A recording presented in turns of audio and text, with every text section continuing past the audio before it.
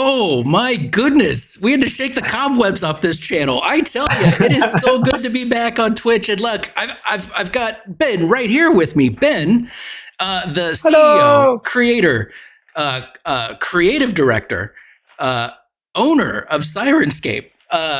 Ben, thank you so much for taking the time to do this. This is something that we've been talking about doing, and I'm so hyped to finally do this. Everybody, holy heck, thanks for being here, everyone. Dice Stormers, Ryan's here, Lone Jedi is here, someone named Ben from Syrinscape is here, I don't know, Steve from Syrinscape is here, Gwydion, what's going on? Alex Rajero, thank you for the follow. Let's see, going down. Bel Muerte, what's going on? It's good to see you. Dice Stormers are here. I probably said people many times already. Let's see. Krob, you person, thank you for being here. Let's see. So we are, obviously, we're in the early access phase of Syrinscape Nova. A lot of hard work has been going on. A lot of hard work continues to go on. And we thought it might be fun to, for the first time ever, actually physically walk you through what we see when we're looking at Nova, what we're thinking when we look at Nova, trying to help some folks, answer their questions, because this is a very new part for us where we're taking our time, listening to everybody, all of that kind of thing. And we figured what better way to do that than have Ben walk us through his vision and all of that kind of stuff, and and try to get things moving that way. Let's see, and I'm reading chat too, so if I look distracted, it's 'cause I am. That's your job. I've been banned from reading chat because that would make me talk funny, weird, the chat. Yeah, you never know. But I think you could handle it like a boss. I wouldn't be surprised. So, so let's start off just really quick. If you happen to not know who Ben is, Ben, why don't you introduce yourself, talk about yourself, all of that kind of stuff. Okay. I'm Ben. I enjoy walks in the forest and gazing at the moonlight. Yes. And being a dag on stream. I'm a composer. I was an opera singer, sang with Opera Australia, a massive geek, lover of all things fantasy, long-time Dungeons and Dragons player since my holiday up at Smith's Lake, where my parents gave me the red box, and I got the crayon and rubbed it into the digits of the dice, and then wiped off the surface, and fell in love with a certain cleric who was cruelly snatched from my grasp immediately in a choose your own style adventure thing. So long-time D&D player. I sang with Opera Australia, been a long-time composer. My degree at university was in composition, and and then slowly that's transformed into being apparently a CEO of a company of great people making an amazing thing called Syrinscape. So then, that piano that's sitting back there is not just a prop. Yes. You actually, that is now how much music for Syrinscape do you think has been composed on that actual piano right there? Oh, it's so much. Hours and hours and hours. Absolutely. This is a piano that I probably bought it before Syrinscape. I love the action. I love the feel. It's light to move, but it's kind of feels enough piano-y to have a bit of a resistance on the keys so that you can actually play it like a proper piano. It's a wonderful instrument, and full range is very, very important when you're composing. So you actually have those top notes and those bottom notes. Yeah, all 88. That makes a difference. It really does. Yeah, it does. Yeah, absolutely. Okay, so the whole point of this is we've been gathering, and also really quick, just so everybody knows, Steve is not just in the chat. Steve is actually with us in Discord right now, waiting to gather more questions that might show up in chat here. If you have a question, if you put a hashtag Nova on it, Steve will see it.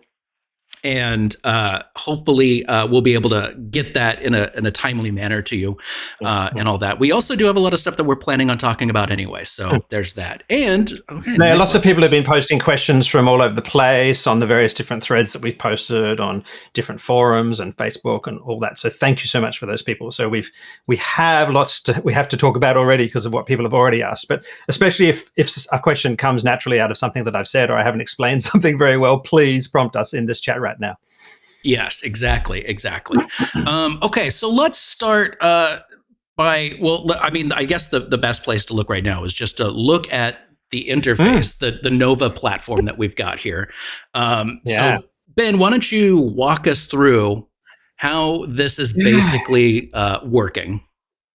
Yeah. So Syrinscape grew, I think, when it became an actual company. Sorry, back another step. I made something specifically just for my own table about 13 years ago because I was playing and it seemed strange as a composer and someone who liked movies.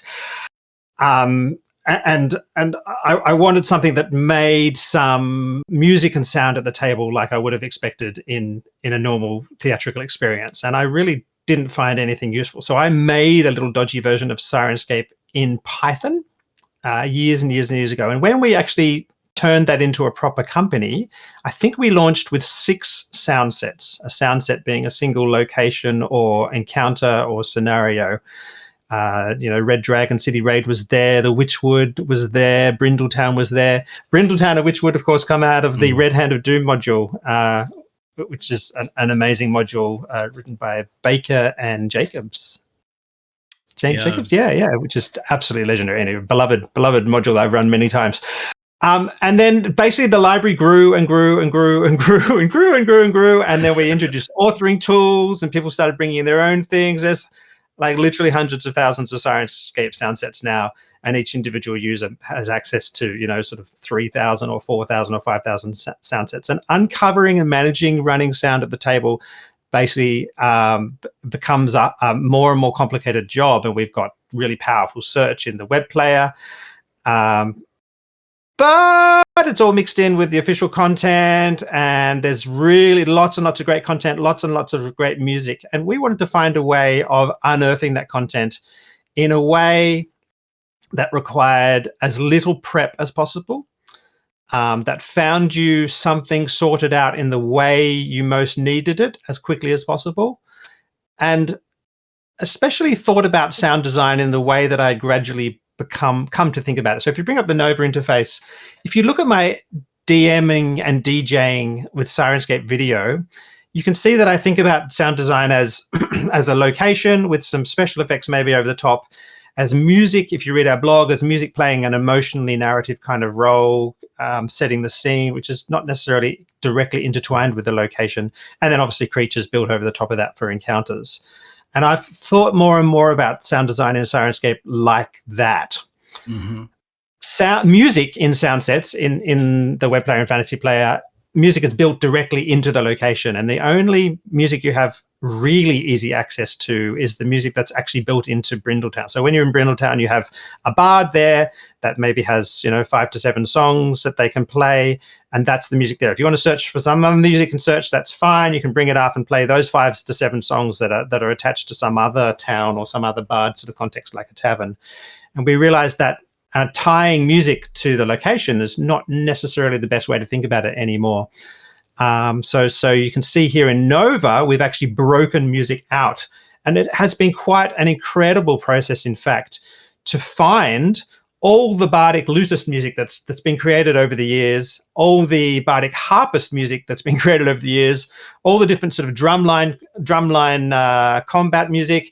And each of these music tracks is between 45 minutes and an hour's worth of music, all of the same type or function or emotion, which is incredible. And that was all in Syrinscape, but never before grouped together in such a way that actually you can just click creepy or sad or romance or exploration, and that's been a really quite incredible experience. So we actually have the equivalent straight away, even on this initial launch of Nova, of like 80 CDs worth of sort of tightly grouped, thematically consistent, and even orchestrationally consistent and smoothly transitioning music at your fingertips, all organized and grouped together in such a way you can just start straight away, which is really cool. So then, really quick, so we already had all of this music in our library, but because we had to put it together, it's not like we could just take the music that was already there, add it to Nova, and it's good to go. We had to actually go through and recreate all of those streams again, which obviously leads to taking time and all that stuff. So how Yeah, much absolutely. work do you think we've done on this so far? Just We with started, music. just with music. So we started this whole process of, hey, let's make a really easier way of accessing Syrinscape's content. We started this process probably in October, not last October, but the October before that, where we came to the point where we realized we had a product. The web player is fantastic for that highly detailed sound work that people want to do, like our sound content creators need to do, with all the tools of being able to set all the parameters and everything like that. The web player and its master interface is an interface that's well focused for my nerdy detail kind of requirements and needs and desires for specificity. And I want the sound to start, approximately north northeast and come at me at 0.75 of a meter per second and come towards me. And what we had gradually what we were missing and what people were asking for was a far simpler way of accessing this enormous freaking library of sounds and locations with as few clicks as possible, with literally preferably one click was kind of the aim. And we realized we had an opportunity to kind of represent all the Syrinscape content in a far easier way of getting that content going in a really, really easy way. So we took away everything. We weren't going to modify we aren't going to start tinkering around the edges of the web player. We're going to go from the ground up again and start from nowhere and have big creative discussions in the whole team from everyone's perspective. Everyone in the team has different perspectives, and build something from the ground up. And probably in like February or March, we started putting out our first really basic kind of mock-ups, and we brought in some wonderful alpha testers who tested that out. At some point, Barry Doublet, our wonderful soundset creator, content creator who lives in the Champagne region of France, we're also jealous, he took on the task of attacking the entire music library and just exploring and grouping together all these groups of music. And that was a mammoth task. It took him about a month of really combing through, making sure we had consistent playlists where the orchestration wasn't going to kind of jar going from one track to another, or the emotional level wasn't going to jar. And he made up these extraordinary long playlists, and then the rest of the team got involved and we expanded them, and they've been brought into Nova. And then the same process happened with locations, which is kind of another story altogether. But I assume it was kind of the same process, though, where it's like going through, saying, what do we have? And I assume also trying to cut out the ones that might be the same thing, but maybe too repetitious to put right after each other or something like that, I suppose. That's right. So lots of the content in the master interface is official adventure content. And there are more than one swamps in official adventures. So swamps of all different types appear all over the place in Syrinscape. And when you search for them in that search bar on the right-hand side of the master interface, you'll get all those swamps, which is fantastic. You unearth all sorts of different flavors. You could try them all, you could test them all, but it's unclear sometimes which one you need. So we once again, back from absolute scratch. If you go over to locations, we had a great big think about what are all the different most important fantasy locations that you would need in a fantasy adventure, and then sci-fi to come and Call of Cthulhu to come. And we made that master list, and then we had the line swamp. And it was a matter of sort of searching in the web player, finding the best swamp, the most representative swamp, grabbing and making a brand new sound mix that took the best of that swamp and some extra flavors from other swamps that are available. We also heavily explored the concept of intensity, which is not visible so much in Nova at the moment, except that most of the moods you'll find, if you open up, say, Village there in the middle, Dan. Yep, open that little chevron. So these moods in our village, and we've got lots of different villages. So we don't just have one village. You're seeing just one village there under that default sound list. We have this is our generic village that's not distinct enough to be obviously by the coast or in a cave or something like that. We have lots of different types of villages. But you'll see these moods are ordered from least intense, and as you move across right and go down to the beginning of the next line, you'll get more and more intensity. So there's that sort of organizational thing we've added to the sound in Nova as well, and that'll be the same across all of those cards. So if you go to another sound board, So you're just seeing the default one. If you go left there, Ryan, Dan, I remember your name. Hi, Ryan. If you go down to another soundboard like horror or Underdark Adventures, left, the left-hand column. There you go. Gotcha. Any of those, yeah, they're soundboards. So you'll be able to bring in various different cards that you want under locations, and as you click through them, you'll see different sorts of taverns. There's a large bustling city. So maybe your adventure has a large bustling city. Then there's a ruined village over to the right there. Maybe you've got a spooky forest in your adventure. And then click on another soundboard. Up click here? on a different soundboard, on the left-hand column. Let's go Underdark. Yep.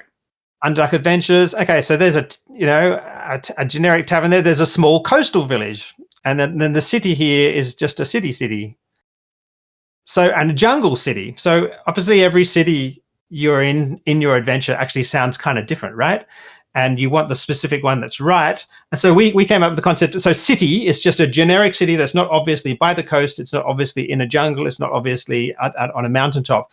But then we do have all those individual cities in Nova as well. And that's been so fun because all of that content existed in Syrinscape already, spread all over the place. Sometimes as individual location sound sets that we've made, and sometimes buried within official content because the adventure that we were preparing specifically called out the characteristics of a city as being a metropolis full of all sorts of exotic people with different heritages, or in a jungle, or with the wind whistling through the streets, or it's a celestial city, and we're going to support all those as well, all unearthed and all accessible and all chuckable into soundboards as you need them.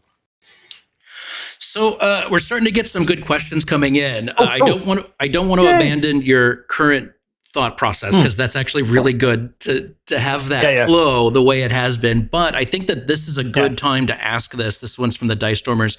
I think that there's going to be a couple different phases to this answer.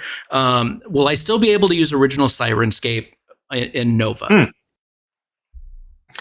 Yes, absolutely. So we're not going to take away the fantasy player or the web player unless with Nova, we reach a point where the entire functionality of those has been replaced and is accessible in a way that's completely satisfying to everyone. So we'll continue to support those old code bases. We do have a concept in our mind of one Syrinscape that looks the same everywhere. Obviously, the apps at the moment are written in Unity so that they can run on phones and tablets and PCs, so the fantasy player. And obviously, the web player and its master UI are a web-based solution, so it's built in a very, very different programming language. So you can't just put that code into different places. We have to support those different code bases, and that's a big job for a dev team. Especially when we need to update the Unity app. That's spinning up Unity, which is like a complete brain shift.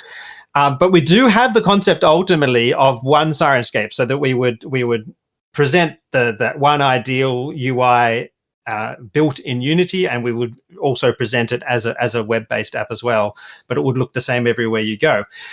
The UI concept, the core UI concept of Nova, and in fact, the original code name we had for the project was simple.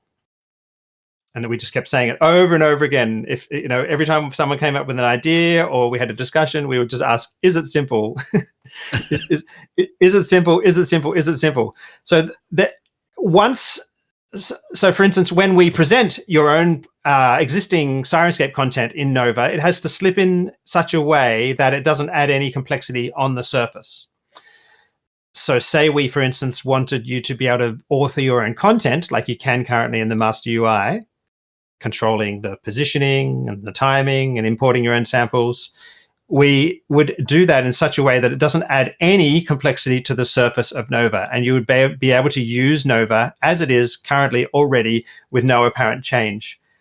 We should definitely talk about the two major missing features that are missing from Nova is now currently. I do want to do that. Not just yet, though, because I do think that this does kind of pile on to another question, talking about the evolution of what Syrinscape is and what we think and what we're hoping for, we're kind of eyeing for the future.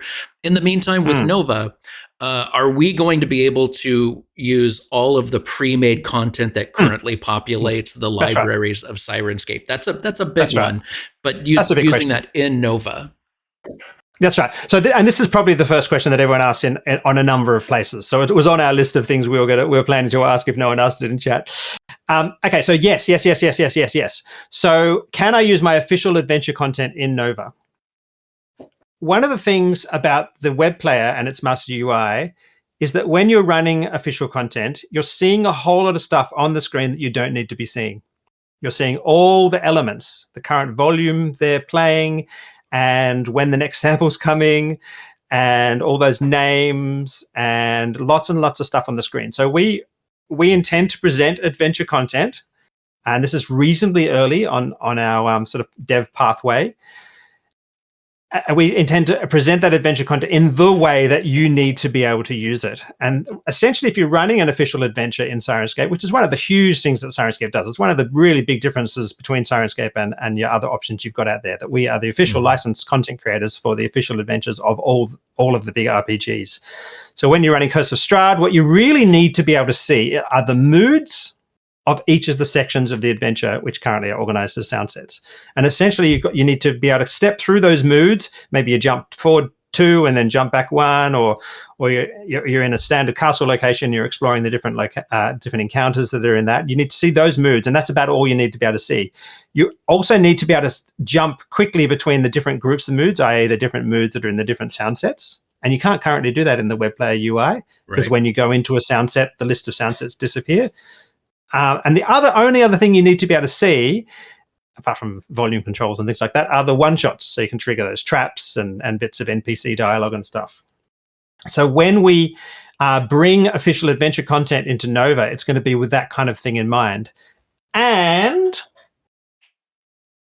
Nova breaks all the sound design into music and location and effects, like being able to add rain over the top and creatures. You're not going to have to go searching for all the components of your adventure content within all those different places and turn them on. Don't worry. You'll be able to go to scene 1, which says, in the grand ballroom, and it'll start the organ music and it'll trigger the ambience, and it'll have the hail going outside, and all that will happen.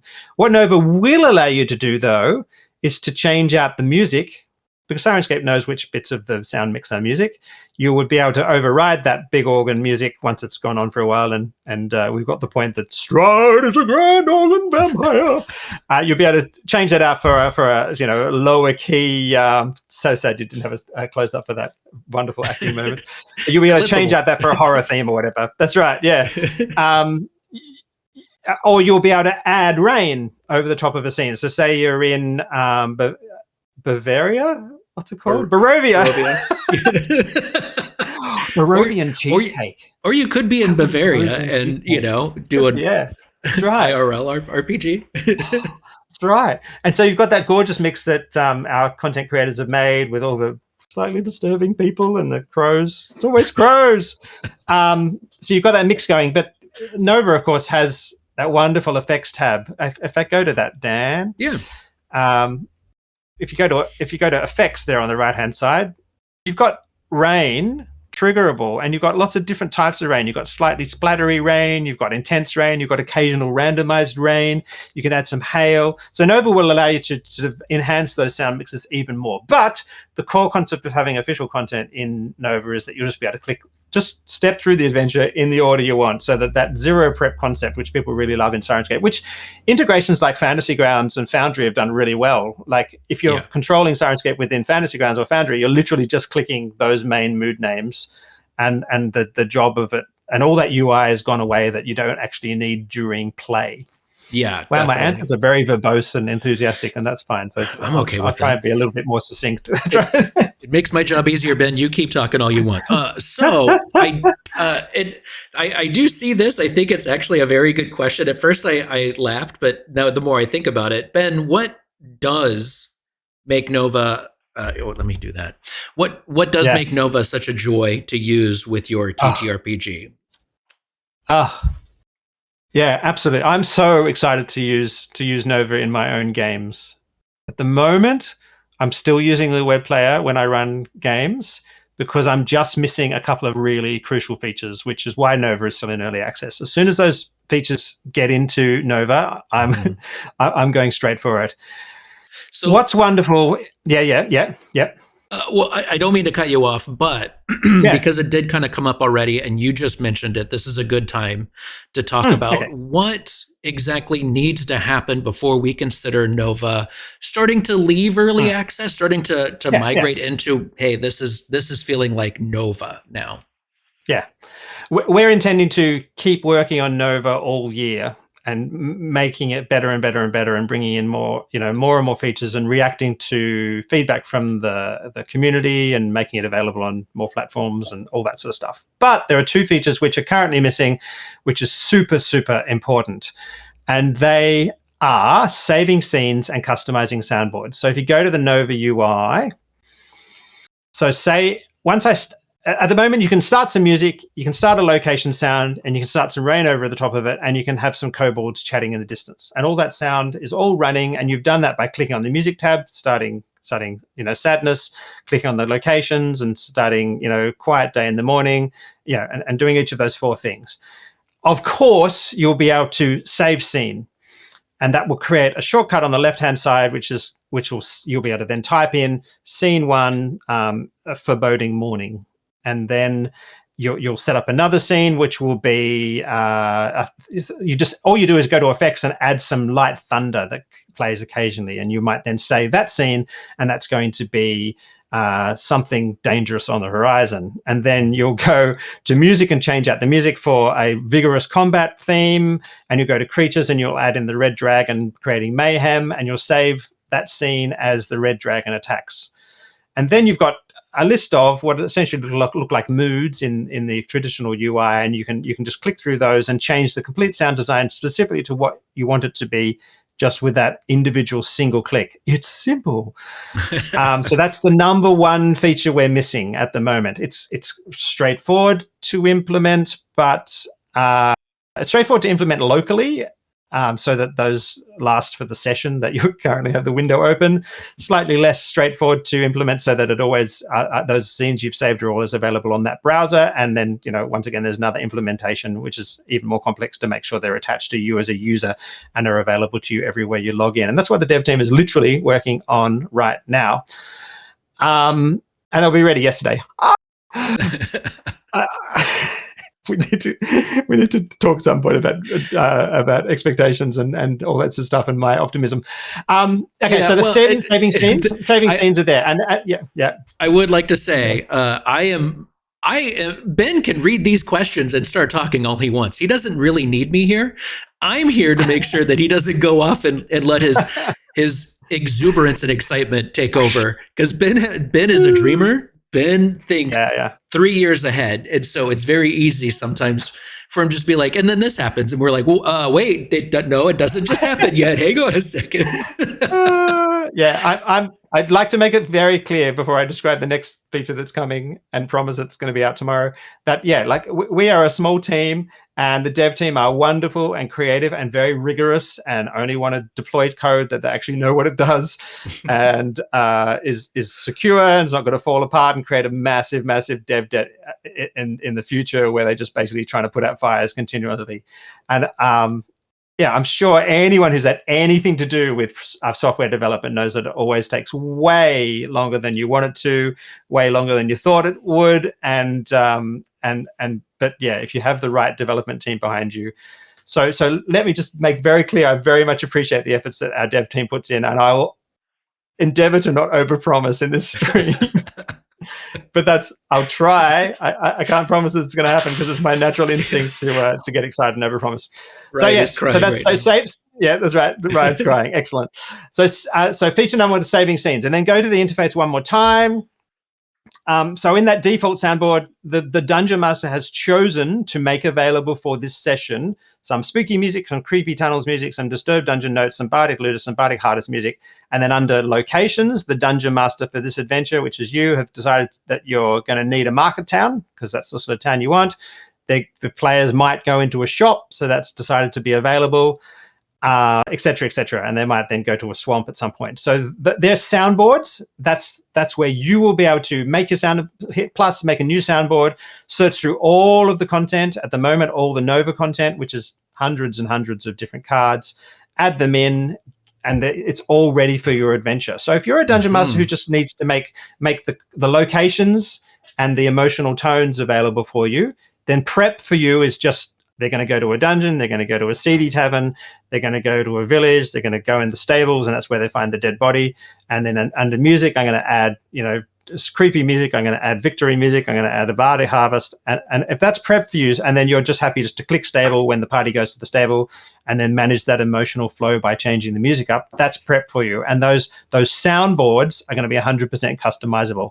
And also those soundboards are where you're going to be able to add, ultimately, sort of your own privately authored content that you've made at the moment in the web player, and get that available for yourself as well. So and same thing with effects, you'll be able to add rain and et cetera, et cetera. Yeah.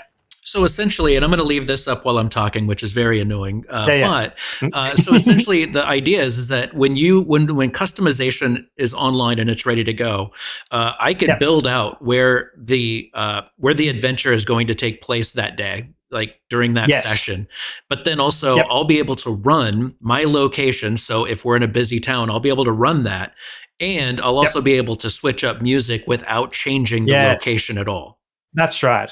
That's the key technological difference. That's the big conceptual difference in the way we've been doing sound design. So always in the past, in a sound set in the web player and its master UI, music has always been attached to the sound set where the location is as well. And it's possible to change out the music, but it's not designed in order to do that. So now we're separating conceptually the concept of the emotional tone of the game from the location you're in. So you might be in a shop having a chat with the shopkeeper, and you've got just a bardic harpist playing in the distance, and then the shopkeeper says something awkward, or the party says something highly inappropriate and offensive, and the music, you just go over to the music tab, you're not even thinking about the location you're in, but the emotional tone has changed, and you change the music to creepy tunnels or something like that, or spookily unsettling, and then the players go, this shop is maybe not quite what we thought it was, and we should rethink this guy. Yeah, and that's the big thing. And also effects as well are separate and controllable. So you can make it rain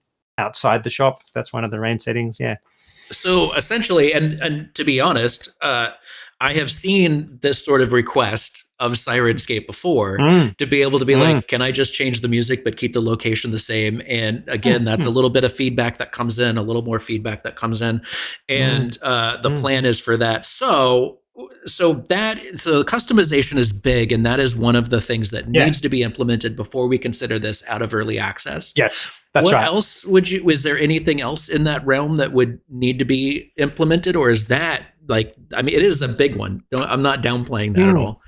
But do you have any other things that you would consider that needs to be in there? So I saw a question here, what makes Nova such a joy to use? So it's those two features, and just having everything available right on my screen. I can just click shop if they're in a shop, and I can click spooky if the mood's spooky. And for me, I'm so excited to be able to do that, and to just quickly build out a soundboard of the music tones that I want, add a thunder thing in the effects, have a combat track available, and literally just choose the monsters that I need. That's what makes it a joy. And I think once we've done that customizable soundboard, I would consider Nova out of early access, and then into just developing it and making it a really amazing tool further and further on as we go along. There's so many ideas, and ideas man is what I am, yes. I guess that is important to say. Just because it's out of early access doesn't mean it's done evolving. Like, there's still more to come, even though, because very early on, I do remember you laid out these are the things that we need to have before it's out of early access, but that does not mean that that's exhaust everything that we're eyeballing and looking at and all that kind of stuff. That's right. With Nova, with the web player, I'm able to play an online game. I'm able to do a remote game and share my audio with the party by sending them a link. It's just really simple. Here, click this link, and it opens up a player in the browser. Am I able to do that in Nova? Yes. And you can read the specifics. Where's that answer? Yeah, remote play. We have a specific answer about that somewhere, don't we? Yes. So, yes, it's exactly the same audio machine. The real technological wonder in Syrinscape is that the sound playing on your remote players' machines is being created on your remote players' machines. So the samples that the sound player sitting on your friend's machine needs are streamed to that player, and once they've been downloaded once, they sit in the cache and they get played as many times as they're required. Reverb is being applied on the machine at the time as it's required. So the sound quality is full quality on your players' machines. You're not forcing gorgeously mixed and authored music and sound down any sort of chat channel or anything.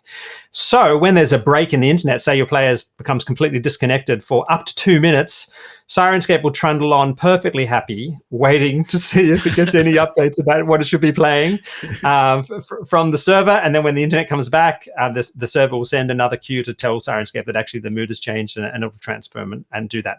So that's the core technology that we developed with the web player, which is just so amazing. And yay for Ty and the rest of the team who did that.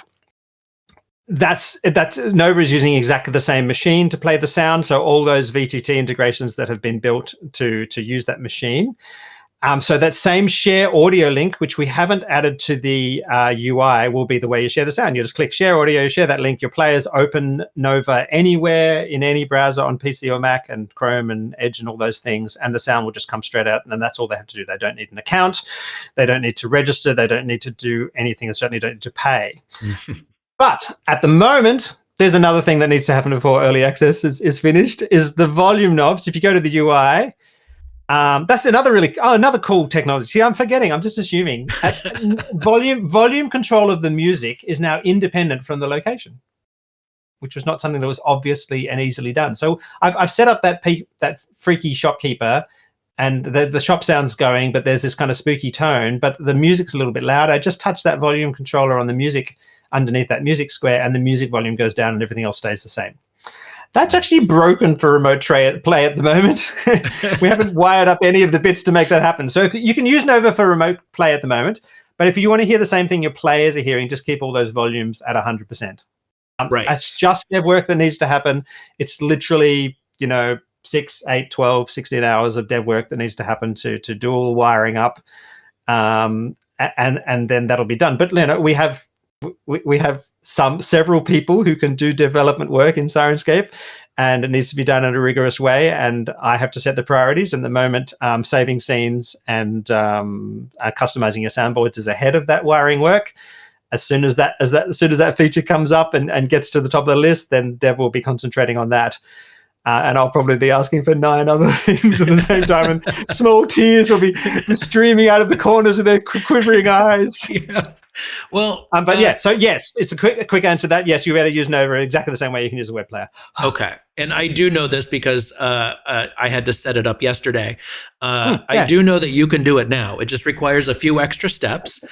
I had to sign in. I had to go to Nova. I had to open up the master interface for the web player, take that share audio from there, and then send it through. And it did work, but like Ben says, the volume is not quite working. So the thing is it will operate the same as the web player does right now. That's the. I think Ryan pointed out we could add that share audio link onto the UI now. We just would need to have a warning people that those volume controls. Which is big. So it's probably a headphone saver right now for people. So that's right. Yeah, exactly. So that's another thing we've done with Nova. With bringing all the content into it, we've done a whole rebalance of everything. All the musics are now the same sort of equivalent, appropriate power, which has been really, really fun. So it's just an opportunity to take all the big combat tracks and make sure they all match each other in volume. So when you change from the music in one sound set to another sound set, there's not kind of a difference in volume, and the harps are obviously softer, but they're still the kind of right sort of balance, and all the different locations all match each other. And that's been a great opportunity to go through and rigorously apply another sound pass to all the content in Syrinscape, which is just so vast and really good. This might be a little premature to throw this question out now, but it is kind of important, and we have gotten it quite a bit. What are we looking at for cost? Will this be a separate cost? If I'm a Super Siren, if I'm a D&D subscriber, a Pathfinder subscriber, sci-fi subscriber, will I need to add to that subscription or anything like that to be able to use Nova? Okay, I'd like to hear from you. We need to hear this from the community.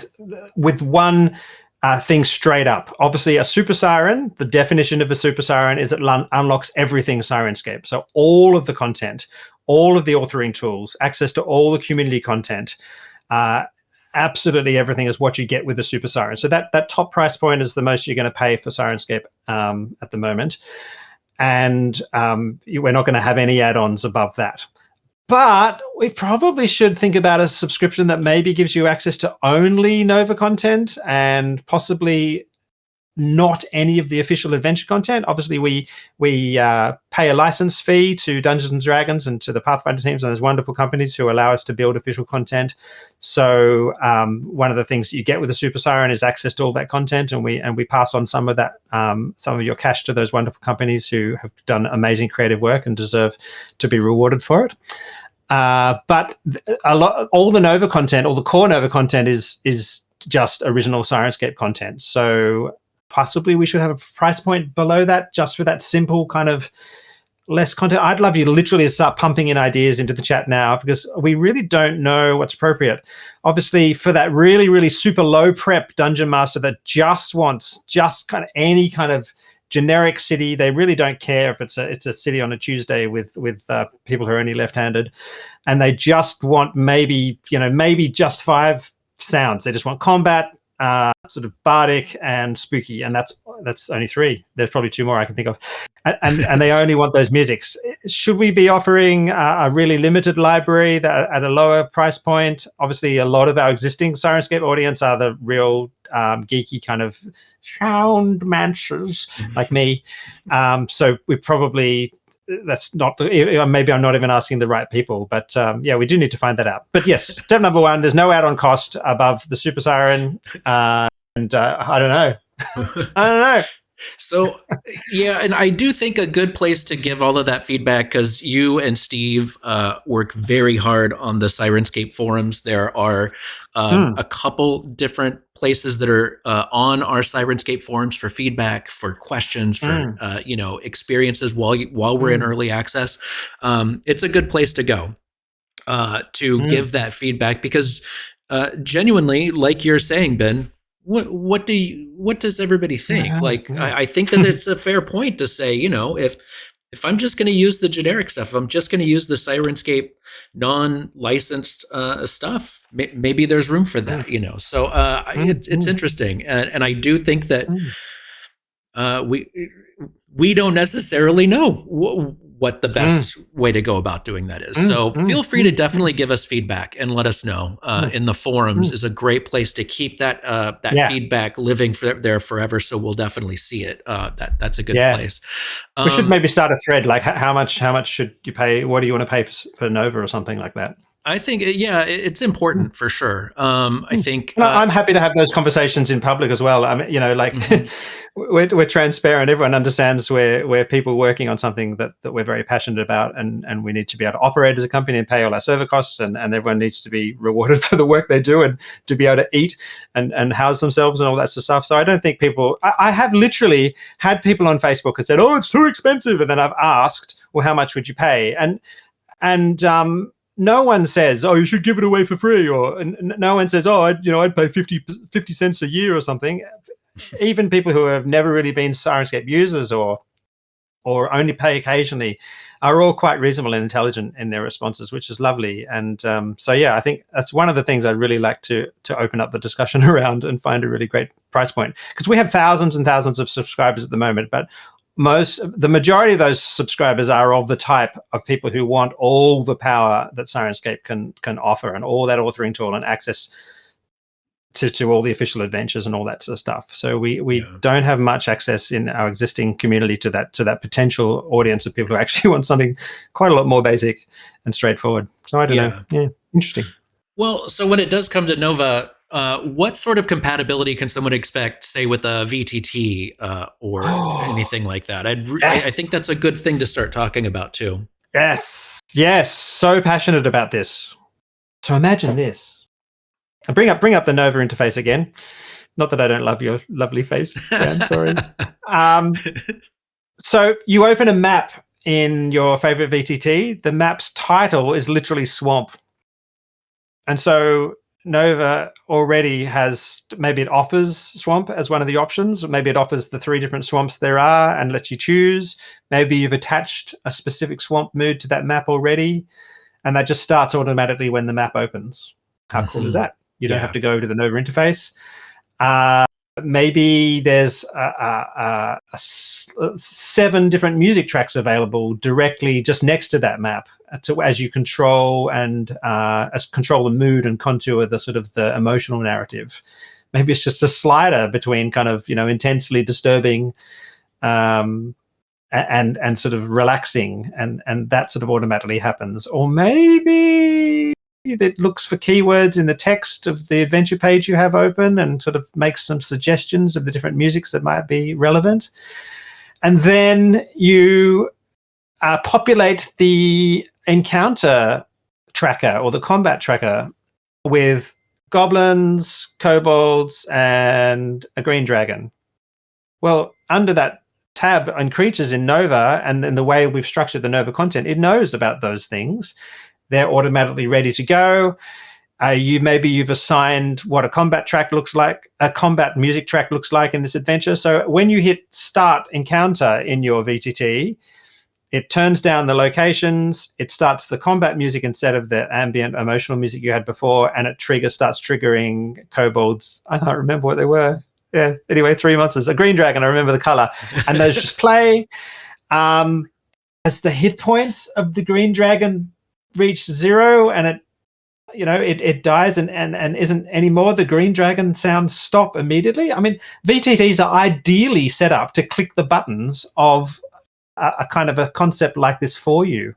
And how cool is that? So in the past, in the web player, you've only got individual moods. The moods will have burnt-in music, and they will have specific monsters for that scene that we've decided. Now that we've separated all the sound design, Nova becomes ideally suited to be controlled by a VTT. So yeah, super compatible, and I'm really, really excited about it. And mega props to the Foundry team and Fantasy Grounds and the other VTTs that have done really, really hard work to build fantastic integrations to essentially avoid having to look at the web player interface and to simplify the interactions and to allow it to be done within the VTT. And we dream of doing that even more. Yeah.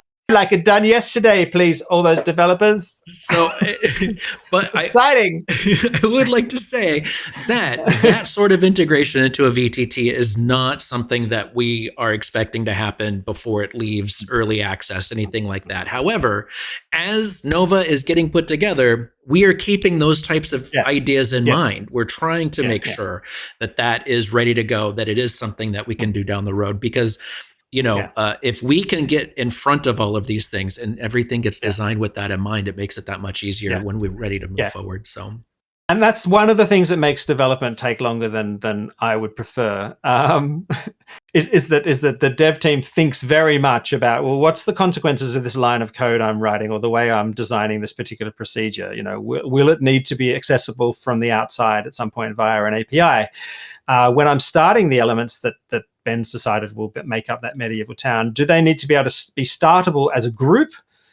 And do they need to be able to be accessible in a volume control via an API and all get changed without it becoming an absolute nightmare to even know what's playing? So that's one of the big challenges in Syrinscape and the web player as well, to just know what's playing at the moment, and for anything to have any idea what's playing, so that if something gets stopped, or you need to stop everything and start things, or you just need to stop some things or change the volumes of some things. So doing all that management and making sure it's done really, really carefully and thinking about the future is one of the aspects of really great dev work. And so thank you very much to the dev team. And everyone has different strengths in different areas, and I really, really love that. And I love it when a developer says, "Doesn't that mean this?" And everyone's like, "Oh yeah, oh no, oh yeah." Oh, I'm glad we didn't write that yet. Yes, you're right. Yeah. I would like to point out it's usually Ben that says that thing that makes the developers be like, well, hang on a second, wait, what? So What you wanted to do? Oh, okay.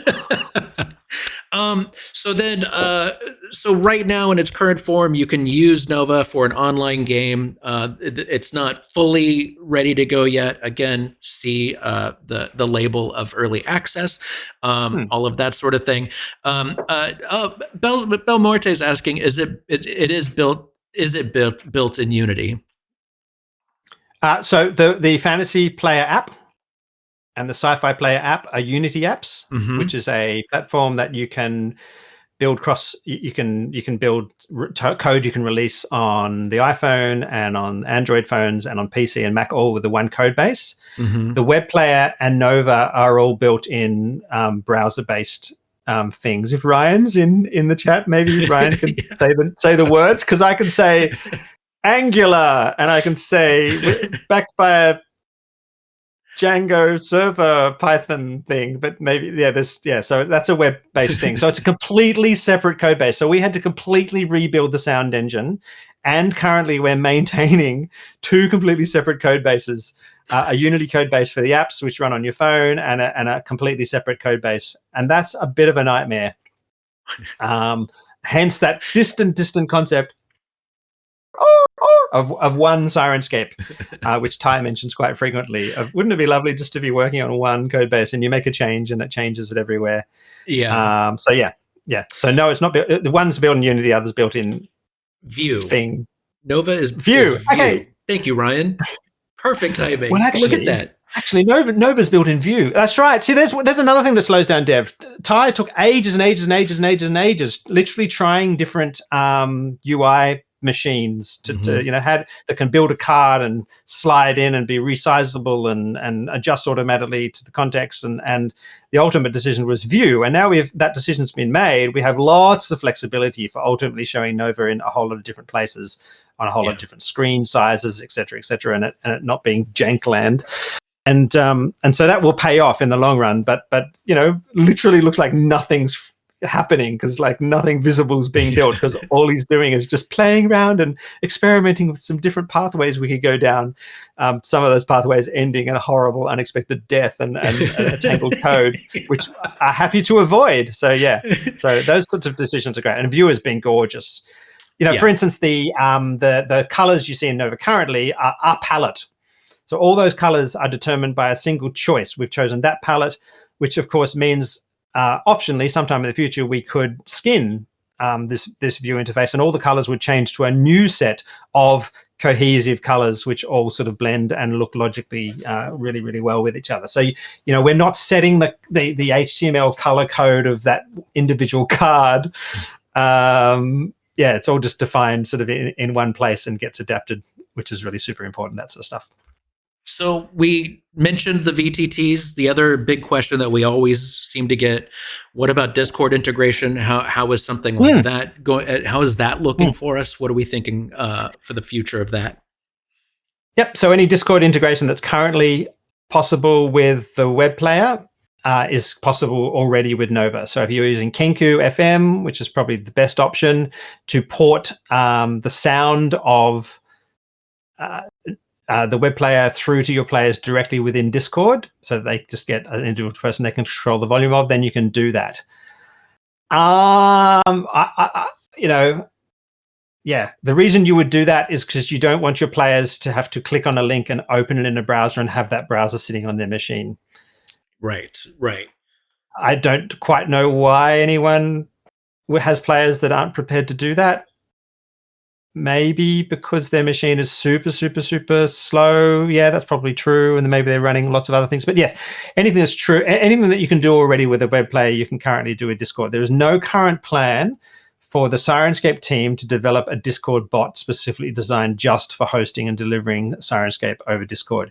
If you really, really want it, the community needs to be very, very loud about that. because obviously, starting a code base that's completely separate and needs to be maintained is a big and scary job for any dev team, and they're going to be quite resistant to it. There's so many shiny things that I want to get done in Nova, and writing a Discord bot, which none of us have ever done in the past, is not high on the priority list. But if there were threads in the forums just every day, just give us a Discord bot because of X reason, Y reason, blah, blah, blah. This is why. I can get an argument with you and we can come to the conclusion that actually it should be a high priority. Then we'll take that input. Most of the really good features that are in the current versions of Syrinscape are there because people have literally advocated for them. And I'm not exaggerating at all. Specifically, the reason why you can even import your own samples and create your own mixes and share them with the community is all there because people asked for it and showed the level of desire by jumping on and +1ing and advocating for it. Obviously, someone else could take the Kenku code base and actually hack it so it's specifically just for Syrinscape. I gather with Kenku, when there's a version change of Kenku, you need to reconnect or something, which is a bit of a pain. Obviously, if there was a dedicated Discord bot that someone in the community wrote who writes Discord bots all the time, then that'd be kind of cool. So if anyone's out there who wants to spend a little bit of time doing that and do it before we get to it, that would be really, really cool. Yeah. And Ryan says in the chat that as a bonus, Kenku will respect the component volumes right now as well. So really? That, yeah.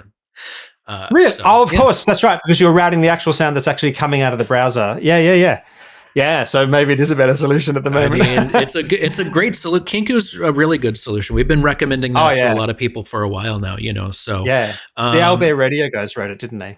Yeah, super cool. And so to launch, when Nova first went into early access, went live, people could play around with it. It was fantasy content only. Yeah. What about sci-fi? There's already sci-fi content in it. So as of last Friday, I did the same process to a chunk of sci-fi content. So we've got those locations. Oh, is the art? Oh no, it's there. That's something we need to work on, making the art appear faster. So I've got sci-fi specific locations there already. Fantastic, like Alien Cantina is super cool, and I reauthored the Alien Cantina music that we had in the Alien Cantina sound set and made it specifically my own. So that's available in music now. There'll be lots of all of Syrinscape's genres will be there. Call of Cthulhu content, modern content, the fantasy content, sci-fi content. We just obviously needed to start somewhere, and so we did that with fantasy, since majority of RPG play happens in the fantasy world. I feel like we started with what we see in the numbers, and it's like, well, we want the most people possible, so I think that's why we loaded it with fantasy so much at first, because we have a lot of Cyberpunk gets a lot of playback as well. Cyberpunk gets a lot. That is very true. Creatures. Ryan's asking creatures. Yes. Question mark. So, okay. That's all that's listed there. That's all the question I have. I can explain.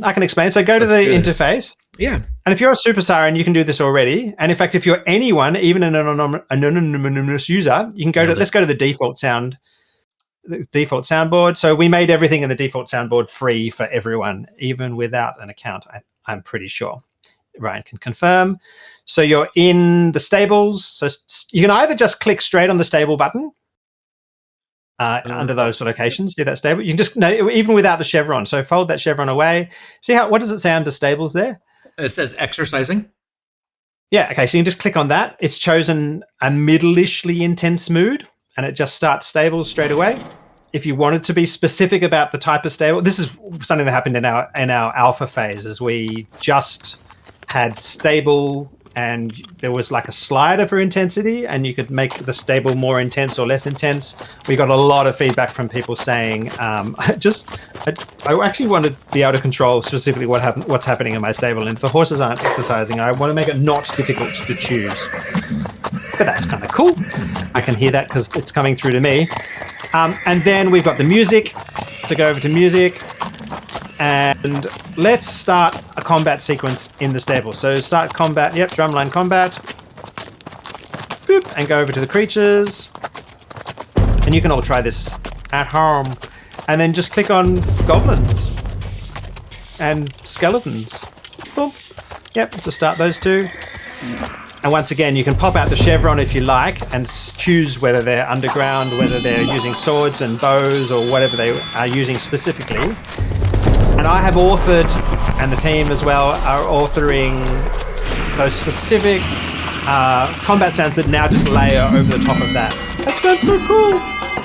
You can control the individual volumes of the creatures. So then, and that's it. So then, if now the way that this works is I can just click on the skeleton and that stops the skeletons. Yes. Yep. So do that. So if I say no skeletons, but I want goblins, yep. you just click the skeletons. That's right. Now we just have the goblins.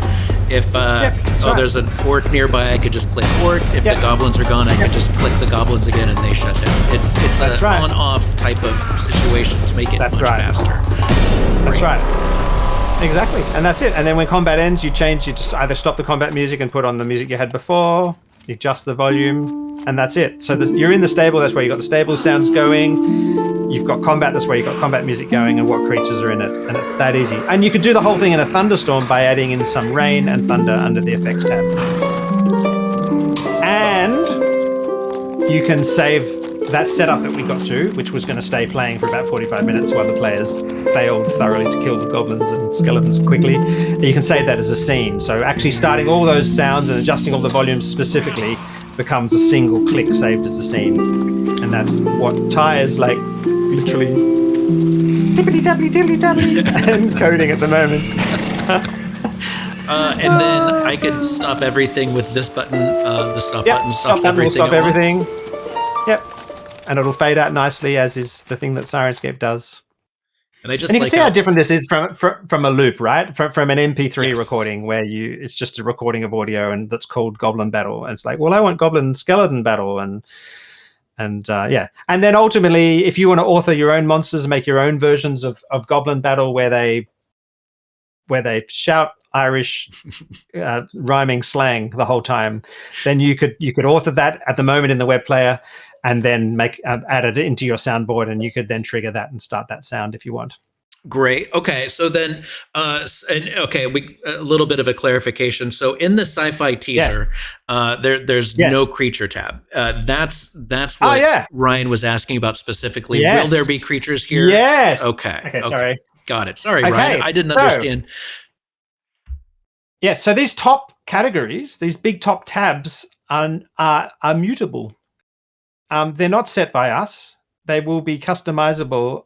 I'm not sure whether before we leave early access, but they'll be customizable by you.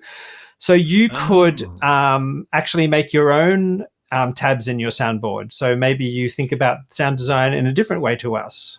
This is one of the things that happens with devs, especially Ryan and Ty, who are thinking about this stuff in advance. Are we saying that's it? There's only 4 ways of thinking about the components of sound design. Maybe people want to make. I can't even think of an example, but maybe people want to have weather separate from magical effects or whatever, and they want to have those different tabs available. So I added no creatures last week when I was creating, authoring all the content. I didn't add any sci-fi creatures, so there's no sci-fi creatures that have been added to that soundboard. So the tab just doesn't appear. But I could add a different thing. Okay, Too so cool. again, and I think this is what it is the most complicated on our end for Nova, is making something that is simple to use but still has all of the customability, that we absolutely have to have, because I think there's an expectation of Syrinscape to have that. That's right. To me, it's a pleasure walking through Nova. I think I love the on-off. Just click it off. If you don't want that there, you click it again, it's off. I love the chevrons. I love the collapsing, because then I can clean up my board if I want. But then when I need something, it expands out, and then I can get rid of it and have it all hidden. I think that's great. So then when it talks about all of this stuff that we're seeing here in Nova, what do we think about OneShots? Because OneShots pretty front and center in the web player. What about in Nova? Yes, absolutely. Triggering OneShots is absolutely something that people do millions of times. If we look at our playback stats, people love OneShots, especially thunderclaps. Thunderclaps is regularly the most popular OneShot, and so spell sounds and all those different things. And yes, making OneShots very accessible in the most straightforward, simple way, and super customizable so you can show the one shots you want, is a big aim. And we literally haven't decided how best to do that yet. Right. When we do argue about it, we'll take into account your suggestions, go to the forums and say, I've been thinking about one shots, go to the Nova category, make a topic there and say, it should be like that. Here's my screenshot of me having thought about it. And then we'll take those ideas, we'll take contributions from the whole team, we'll apply that concept of simple, and just keep saying, is that the most simple way? Is that the most simple way? So for those chevrons, for instance, if I want to control which stable mood I'm in, I fold out the chevron and I select the specific one I want. Once I fold that back up, then every time I go to the stable, it's going to be that same one, and I only need to just click the button, and it still remembered that was the one I was using. So you don't have to. We want Nova to never display anything on the UI that just doesn't actually need to be there. So, for instance, if I'm not changing my location, I don't need to see the locations, or I don't need to be able to see all those locations listed, do I? So maybe all those options beneath the locations go away, and that's when the one shots appear. So normally I'm just got some music running, some locations going, and a rain effect over the top, and lava, because every stable needs lava. And then unless I'm changing which location I'm in, then I'm actually seeing the one shots, and the one shots are of course the one shots that are relevant to the stuff that happens to be playing at the moment. So if you're in the stable, maybe there's a horse whinny one shot and a horse poo floop, floop, floop, the poos reach the ground showing. And then there's the one shots that I always need available, which of course include the Wilhelm scream and the sad trombone, because fumbles are the best. And so maybe that or something else. And I think the victory fanfare is used a lot too. I think victory, that one's really good. So now we've talked a little bit about it. We haven't really dissected it a whole lot. We do know that creating your own soundboards is definitely something that needs to happen before we can move out of early access, all of that kind of stuff. Now, also, does that include uploading your own samples? Does that include adding my own music? How customizable will my soundboard be if I'm able to, when I'm able to create that? Okay, yes. So when we leave early access, there will be probably more than 100 locations to choose from, and there will be near 100 different music tracks that you can choose from, and there will be probably 50 creatures to choose from, and dozens of effects. They'll all be specifically authored content that we have made, which we feel covers the heavy majority of all the different places that you would think you would need to go in a fantasy tabletop role-playing game. So when you're setting up your soundboard, you'll open and you'll find a selection of 9 different villages: coastal, mountaintop, seedy, spooky, all that sort of stuff, and 9 different towns, and a swamp, and maybe 2 sorts of desert, and et cetera, some travel sounds. And there'll be all those different musics available, almost 100 different moods and sort of finesses and of music's available. And you'll be able to quickly build up your soundboard from all that content that's been specifically built for Nova and is balanced absolutely perfectly, so that you can literally, you'll notice when you're playing with Nova that everything just balances. When I change from a swamp to a village, one isn't obviously louder and needs to have a grab of that volume slider to make it actually work correctly. And the music generally balances nicely even without touching that volume slider. And when you add rain, it's about the right volume to go over any of those locations. So when we leave early access and we're actually a thing you can use, it'll all just be content that our content creators have created specifically for Nova. Then as we go out through the year, probably the next thing content-wise that we'll hit is getting official content into Nova, so that you can run Curse of Strahd within Nova with this highly simplified UI, so that, as I spoke about before, you're just seeing the moods and the one-shots that you need. And then the next thing we'll do is allow you to reveal and add your own private content, which you will be authoring within the web player and its master UI. So you'll build something in there, probably in a form that's appropriate, and then you'll be able to add those things into Nova. That's a fair chunk of the long way down the line. And then, as I spoke right at the beginning, we all have this concept of ultimately replacing the web player and its master UI with something you can get done in Nova. So without changing anything on the surface, Right. but only digging further and further down into those layers, you should ultimately be able to get to all those parameters that actually control what's playing within one of those cards. So- like a little hammer thing or something. But that's Right. still once again in the future. Well, and that actually leads into something I wanted to chat about real quick, because again, we have a lot of very skilled Syrinscape users that spend a lot of time fine tuning every individual element and making sure that everything is exactly how they want it. At the end of the day, when we feel like Syrinscape Nova is got a nice bow on it for now, are those old school technical users going to be able to feel like they still have some of that creativity and ability? Yeah, that's right. So I don't want, obviously, if you really want specific control at the moment of what direction the Red Dragon's coming and the frequency with which its roar is happening, then you're using the web player for the moment and the master UI, and keep doing that. Obviously, once we turn on the ability, which is the intention, to be able to import that customized content into Nova, then you can author in the web player and import it into Nova and have precisely the content, the version of the Red Dragon that you want on your soundboard there and ready to use.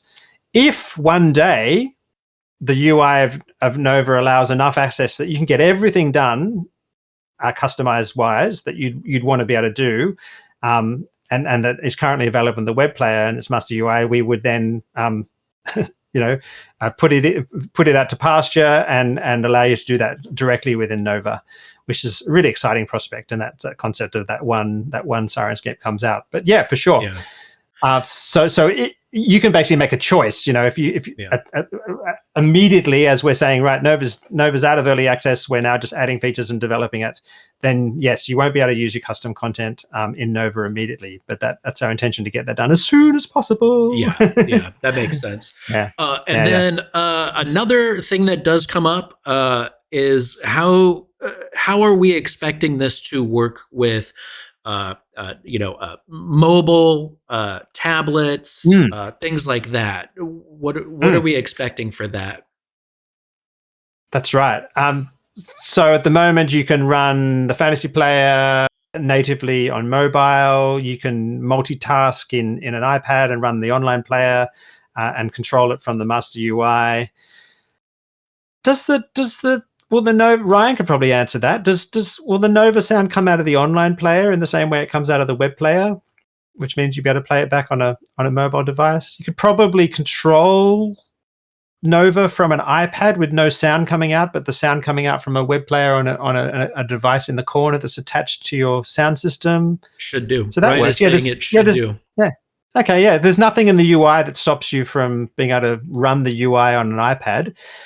The iPad, Apple has really, really strict kind of what you're allowed to play back and call on the operating system to do rules, which basically makes this whole web player concept of take a sample, apply some reverb, and then hand it to the system to play really, really hard, because there's stuff like Apple won't let you trigger a sound without actually a user interaction. So you'd have to have the user like clicking sort of 70 times a second or faking that anyway, which makes it really, really hard to use to do our web-based thing.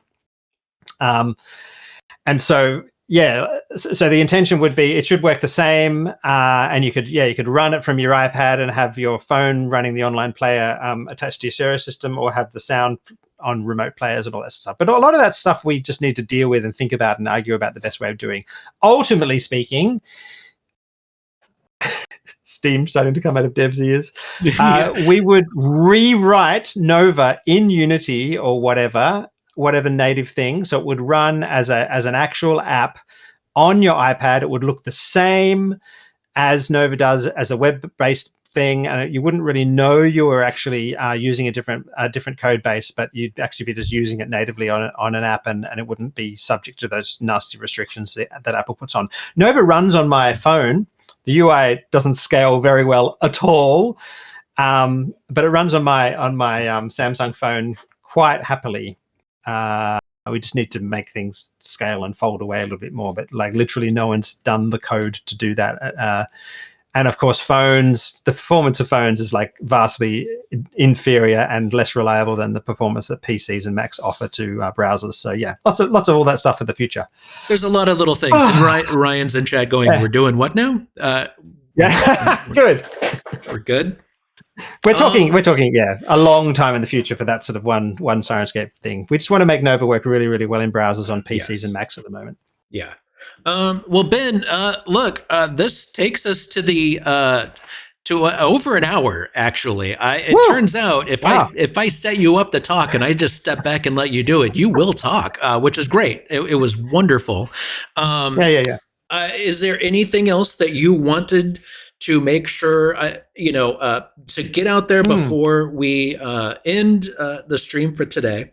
And I do want to say, while you're thinking about that, Ben, I do want to say that this platform, this community chat, does not need to end after we've done this Q&A. If things look like we've got a really cool thing that we're wanting to do, if it looks like maybe, I think the big one is if it looks like we think that we accidentally put out the information that wasn't brought in the way that we thought it would be. This is a very good way to clear up anything. So if we're seeing burning questions that we thought were answered already, this is going to be the spot where we can do that, because it's just good to show everything and walk you through our thought process. So I've had a great time doing this. Yeah, I'm speaking off the cuff, so you've had really good access to kind of the brain flow of where Ben's up to at the moment, which is not necessarily perfectly, groomed and normally when I put out a statement about what we're doing, I'll literally pass it to Dan, I'll pass it to the dev team and say, is there anything really horrible and nasty in this that's actually not true? And or it can be misinterpreted, because the words you can say can be misinterpreted. Right, what I want to say is, please, if you Google Syrinscape, you find a reputation for passion for sound and role-playing, for extremely high-quality sound and music, an absolute vast library, fantastic support for official adventures, and a chunk of frustration about what's happened to being able to use Syrinscape as the library has grown and grown and grown and grown. What we really need now is two things. I want the community, all of you guys out there and everyone who's watching this as a VOD and everything like that, to jump on board and contribute to this process of fixing that last thing and making a way of accessing Syrinscape's enormous library that's really, really easy, really, really quick, has literally as few clicks as possible. We're literally counting the clicks to get a sound going. And is intuitive and reveals and organizes the content in such a way that you can do two things. You can run Syrinscape, what's just actually Syrinscape. You can run Syrinscape without any prep at all, and without distracting you from the sentence you're trying to say to your players, you can get the sound going that you want. Also, that with a bit of prep, you can very easily just reduce that load during gameplay to just a series of single clicks once every half an hour or 45 minutes. We want lots and lots of involvement from the community to make that happen, to help us on the pathway to get that happen. And can't say this strongly enough, we need to now spread the news that out there in the general community, on all the forums that you contact and on all the communities you take part in, that Syrinscape needs the support of the community now to jump on board, to use our content, to grab a sub, to try out Nova and what we're building, and to contribute to that pathway, because our audience is largely made up of people who are highly technically minded and who want to get into the nuts and bolts of fiddling with as many dials and things like that, and love that web player UI with the frustrations that come with it. But that's what we've sort of targeted. We actually need a new community in Syrinscape, a new community of people who really are much more improvisational in the way they want to operate, less prep, less frustration, want a really, really very, very simple response. And we need to bring that community into Syrinscape. We need to get them using it, criticizing what we're building, getting frustrated with it, sharing some feedback, seeing those breakthroughs as we go along dev. So spread the word and let's see if we can sort of make this community more diverse. Fewer of me, and more of people who want a simple approach. Simple. And we'll, yay! That's right, absolutely. We are literally opposites in what we want to see from Syrinscape, and so I think that we're the perfect combo for this, because I thrive in the simple push a button, make a noise, here we go. Oh, let me change it, push another button, all of that stuff, and so I think we definitely need more people like me that kind of want to have it running. They want to make their game sound great, but I don't want to take the time to do all of that stuff that Ben is, that Ben loves to do. So yeah, that's a very good point, Ben. I think that, trying to find that different audience and with help from people like all of you in chat right now, or if you're watching this on YouTube, that helps a lot. It really does. Yep, absolutely. So spread the word. Please. Yes. Ben, thank you so much for taking the time. I know everybody at Syrinscape's days have been really packed lately. It's been a lot of work. It still is a lot of work. It's going to be a lot of work. We're all up to the task. I have no doubt about that. But I appreciate you taking the time. An hour and a half, Ben, that's impressive. Just to sit and talk about Nova. We will do this again. If you would, if you'd like to see more of Ben running through the different things as they get put out there, as they get implemented, we'll probably do a leaving early access stream just so we can do a final count. We'll probably have Ben, have me create a soundboard, just kind of like how we were doing here. All of that stuff is something that we do want to show. We want to make sure that you're seeing those different features. So, Ben, thank you so much for hanging out with me today. I appreciate that. Wow. Thank you. It was fun. It was pleasure. A lot of Thanks fun. for the tech setup and all the scenes and routing the sound and all that stuff. That was really, really smooth. Thanks. Yeah, it actually worked. Thank goodness. And all of you out there in chat, holy heck, thank you so much for hanging out with us. Thank you for asking the questions. Thank you to everybody that helped promote this Q&A. That was amazing. I really, really appreciate that. For everything else, please feel free to hit up our message boards in our forums. Feel free to follow us on social media, all of that kind of thing. And if you just want to say hi to Steve or Ben, you can send an email to support@Syrinscape.com. It's literally one of those two that are going to see it with their own two eyes, and all of that stuff. So until then, Jalissa's here. Jalissa, what's going on? How are you? Hello. Apple Knees. There's so many good people in chat right now. There's that. So on behalf of me and Ben, we're going to say goodbye, and feel free to contact us if you have any questions still and all of that thing. So Ben, you want to say goodbye to everybody? Awesome. Goodbye, everyone. Thank you for being in chat. I'm sorry I missed you all there, but I shall go back and read now and laugh and enjoy. And see you next time. All right. Bye, everybody. Bye.